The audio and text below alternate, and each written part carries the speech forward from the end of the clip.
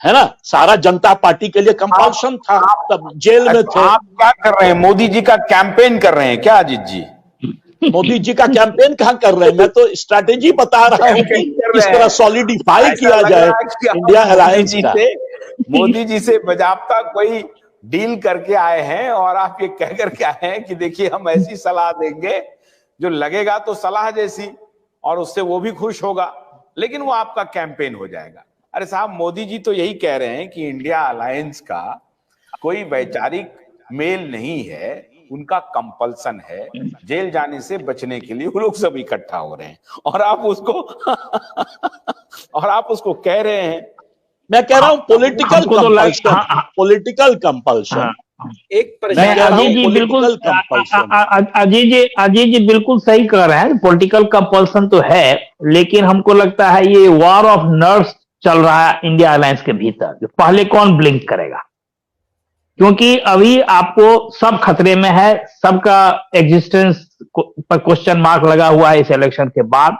लेकिन regional parties को यह लगता है यदि कांग्रेस इस डिफीट के बाद यदि रीजनल पार्टी को स्पेस नहीं दिया, तो कम से कम रीजनल पार्टीज को यह लगता है जो हम तो अभी चीफ मिनिस्टर हैं, एक स्टेट हमारे कंट्रोल में है, हम इनके साथ जाके हमको क्या मिलेगा, एक्सेप्ट लालू यादव जो होल हार्टेडली कांग्रेस के लीडरशिप या जो भी वो करेंगे हमको लगता है उनके साथ जाएंगे। बाकी कोई पॉलिटिकल पार्टी आज के तारीख में कांग्रेस के लाइन को उसी तरह से टो नहीं करेगा जैसा कांग्रेस एक्सपेक्ट करेगा। इसीलिए अब कांग्रेस के लीडरशिप का ये एक तरह से स्किल का टेस्टिंग टाइम है, इंडिया अलायंस को कैसे चलाता। ना सतीश जी, उसके लिए अजीत जी ने सलाह दी है कि बजाबता हाथ जोड़ करके, सर झुका करके माफी मांगे।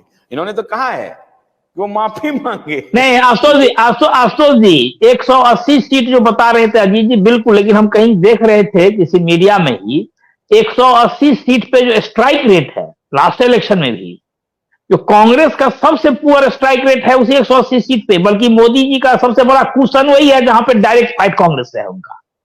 रीजनल पार्टी तो फिर भी कहीं कहीं रोक रहा है उनको, साउथ में डीएमके रोकेगा। स्टेट में छत्तीसगढ़ और राजस्थान में तो आप सरकार में थे, आपके पास सारा तंत्र था, सारे सर्वेज कर रहे थे। छत्तीसगढ़ में तो आप जीत रहे हैं, राजस्थान में भी कह रहे थे कि आप फाइट में हैं, और यहां भी आप 1-to-1 फाइट में थे, आमने सामने की फाइट में थे। तो वो काम नहीं, वो तर्क काम नहीं कर रहा है, जो अभी सतीश जी कह रहे हैं वही प्रभावी हो रहा है। नहीं देखिए, इसीलिए कह रहे हैं अब कि ये जो संन्यास वाली बात जी थोड़ा फिनिश कर लें, फिर मनीष जी बोलेंगे। सतीश जी बोल लीजिए। बोलिए सतीश जी। हाँ, हम ये कह रहे थे जो भारत जोड़ो यात्रा के बाद जिस तरह के कॉम्प्लेसेंसी मोड में कांग्रेस चला गया था, लग रहा था जो राहुल जी पूरा घूम लिए कन्याकुमारी से कश्मीर तक, अब हो गया, वो जनता जो है अब उनके पीछे पीछे घूम रहा है, और दाढ़ी उड़ी बढ़ा के राहुल जी सन्यासी भी हो गए, और उधर कांग्रेस के जो कुछ नेता थे वो गोबर गौमूत्र जनौ सब चीज कर ही रहे हैं, तो मोदी जी धाराशायी हो गए। लेकिन सवाल है जो इंडियन इलेक्ट्रेट्स को आज के तारीख में उतना आसानी से आप नहीं भाप सकते हैं जो क्या सोच रहा है, उनका एक्सपेक्टेशंस लेवल बहुत हाई है। आपको पता है ना आज के तारीख में आप क्या उनको देंगे जो इससे डिफरेंट होगा, बेहतर होगा, वो देखता है। उनके पास तो है ही, एक ऑप्शन तो है ही, मोदी जी बने हुए हैं, उनसे डिफरेंट क्या आप दे रहे हैं, उसे बेटर क्या दे रहा है, वो आपका जो नैरेटिव की बात हो रही है, आप नैरेटिव नहीं सेट कर पा रहे हैं। सेकुलरिज्म सोशल जस्टिस का जो है वो अब एक तरह से हो गया है जो ठीक है, वो तो आप बोले, लेकिन उसके अलावा और क्या है?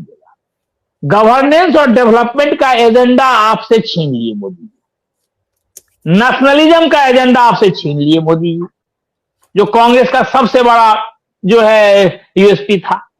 तो आज के तारीख में आप क्या एजेंडा पहले लेके जाएंगे, इस पे तो मंथन हो, तो इंडिया अलायंस को की बाहर हो। सतीश जी, आप तो ये कह रहे हैं कि ना आपके पास नैरेटिव है और ना ही लीडर है, तो ऐसी स्थिति में तो मनीष जी आपके पास आ रहे हैं। और एक चीज और नहीं है आशुतोष जी, ऑर्गेनाइजेशन भी नहीं है।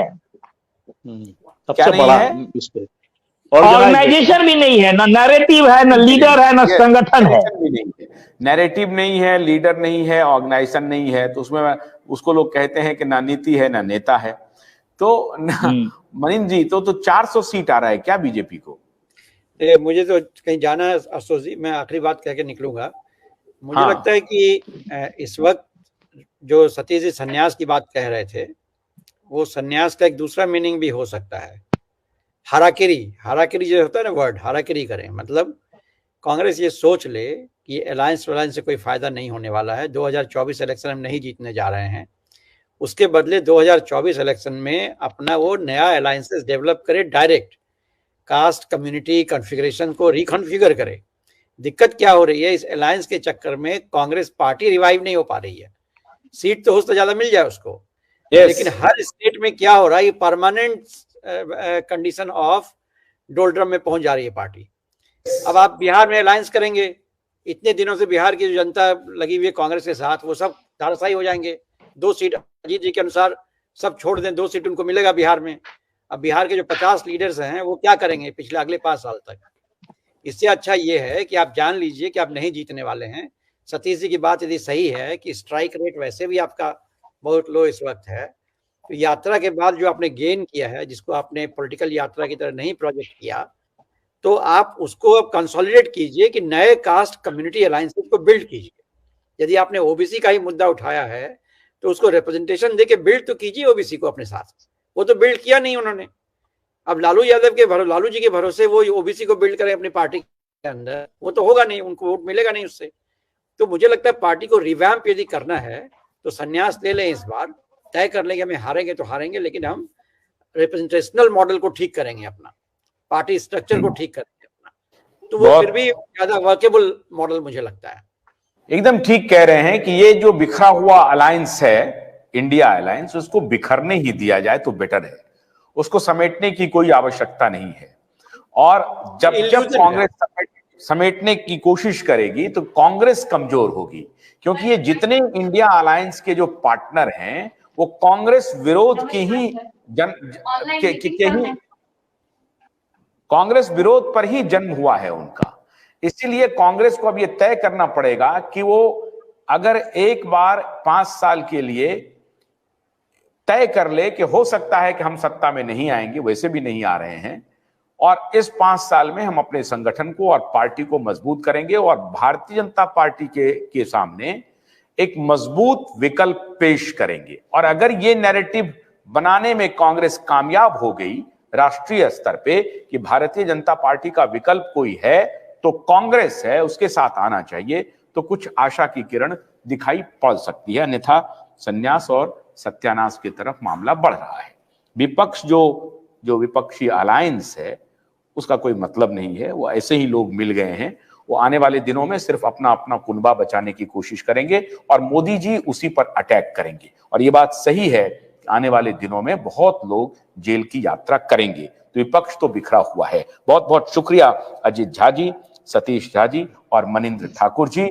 हम अपने दर्शकों को यह बताना चाहते हैं कि आज से हमने गंभीर चर्चा की शुरुआत की है, निष्पक्ष चर्चा की शुरुआत की है। हम कोशिश करेंगे आपके सामने सारे पॉलिटिकल फैक्ट्स की सिलसिलेवार तरीके से चर्चा करें।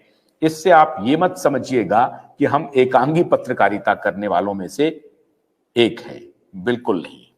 हम सभी पक्षों को सामने से रखेंगे, लेकिन उन पक्षों को अपनी मजबूती दिखानी पड़ेगी, बतानी पड़ेगी।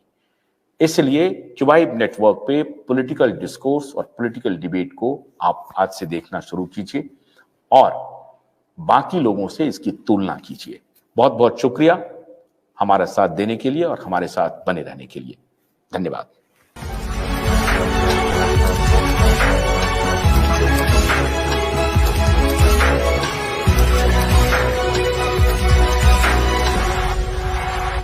भोलानाथ का ब्रश कटर एक बैटरी चालित मशीन है जिसका चार्जिंग समय 3.5 घंटे है। यह 6 से 8 घंटे के प्रभावशाली संचालन समय का दावा करता है, जिससे यह एक बार चार्ज करने पर 16,000 वर्ग फुट गेहूं या चावल के खेतों को कुशलतापूर्वक काट सकता है, जबकि इसका पेट्रोल समकक्ष व्यक्ति उसी कार्य के लिए 1,000 रुपए मूल्य का पेट्रोल खर्च करता है। भोलानाथ का ब्रश कटर एक बैटरी चालित मशीन है जिसका चार्जिंग समय 3.5 घंटे है। यह 6 से 8 घंटे के प्रभावशाली संचालन समय का दावा करता है, जिससे यह एक बार चार्ज करने पर 16,000 वर्ग फुट गेहूं या चावल के खेतों को कुशलतापूर्वक काट सकता है, जबकि इसका पेट्रोल समकक्ष व्यक्ति उसी कार्य के लिए 1,000 रुपए मूल्य का पेट्रोल खर्च करता है।